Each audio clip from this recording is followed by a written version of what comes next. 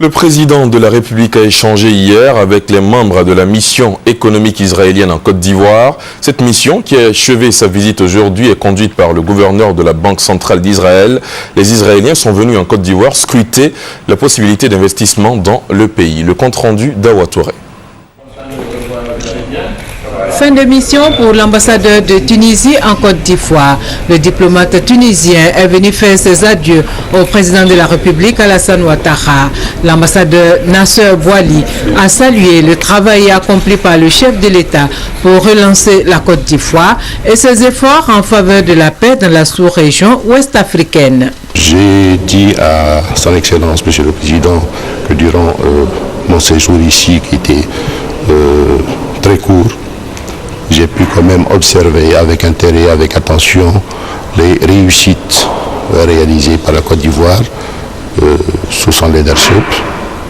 Vous les connaissez, ces réussites, rien que le retour de la sécurité, la réconciliation nationale, la reconstruction économique.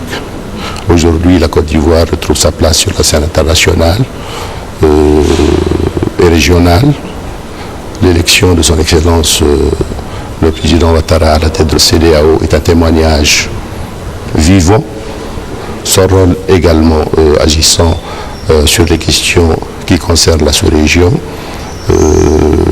Tout récemment encore, la Côte d'Ivoire a réussi à effacer la grande partie de sa dette extérieure.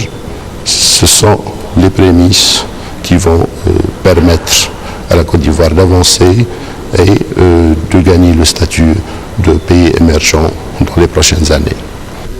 Le chef de l'État s'est aussi entretenu avec une délégation d'hommes d'affaires israéliens, délégation conduite par le gouverneur de la Banque centrale d'Israël, Stanley Fischer. Ces chefs d'entreprise intervenant dans les secteurs de l'eau, de l'électricité, de l'agriculture et des infrastructures sont en Côte d'Ivoire pour déterminer les possibilités de coopération entre la Côte d'Ivoire et Israël, notamment au niveau du secteur privé. Nous sommes venus avec 4 sociétés de différents secteurs, le secteur de l'eau, de l'agriculture et de l'infrastructure.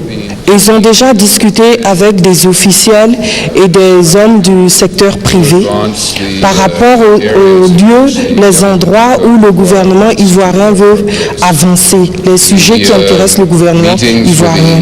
Et maintenant, nous devons faire en sorte que ces projets-là se réalisent dans le domaine de création de sociétés. Le gouverneur de la Banque centrale d'Israël s'est par ailleurs dit satisfait des différentes rencontres que sa délégation a eues avec les autorités ivoiriennes et le secteur privé.